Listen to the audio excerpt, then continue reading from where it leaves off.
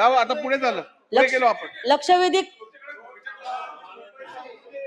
अध्यक्ष महोदय लक्ष. एक मिनिट. और काय चाललंय?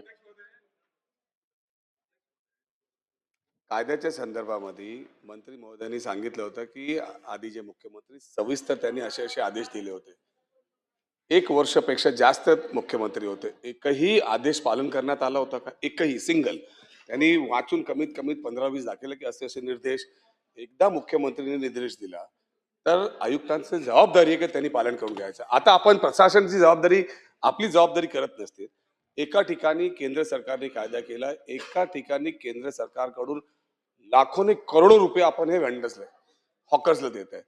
आज आपण या हॉकर्सला म्हणजे अख्ख्या मुंबईमध्ये उद्ध्वस्त करायला चाललोय. बांगलादेशीचे नावा करण्याने डायरेक्ट म्हणजे आजपर्यंत, आज 1 महिना झाला आपण काहीच विचारत नाही. किती वर्षापासून बसलाय, काय करतोय, काय त्याचा पुढचा काय होणार, काहीच विचारत नाही. एकही बांगलादेशी तुम्हाला याच्यात आला का? त्याच्यात ऍक्शन घेतलेलं आहे तुम्ही?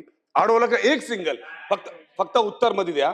आणि दुसऱ्यांदा जशी आपण बैठक लावली आहे ते आपण बैठक लावून जे आहे ना, जसं सांगितलं सगळ्यांचं, आणि त्याच्या संदर्भात या आठवड्यामध्येच काहीतरी हे 32,000 ज्यांना तुम्ही पात्र केलंय त्यांच्यावरती कारवाई नाही होत, ते तरी निर्देश द्या. सन्मान्य सदस्य हे 32,000 वरती कारवाई नाही होत, तेवढं तर शासनाला निर्देश दिलेले आहेत. शासनाकडनं सभागृहात आश्वासन देण्यात आलेलं आहे. महानगरपालिकेला संबंधित खातं निर्देश देऊन जे पात्र हॉकर्स आहेत त्यांना टेम्पररी बेसिसवरती कुठे बसायचं ते ठरवण्यात येईल. त्यांना त्यांच्या रोजगारापासून वंचित ठेवलं जाणार नाही.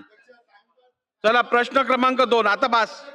लक्षवेधी क्रमांक 2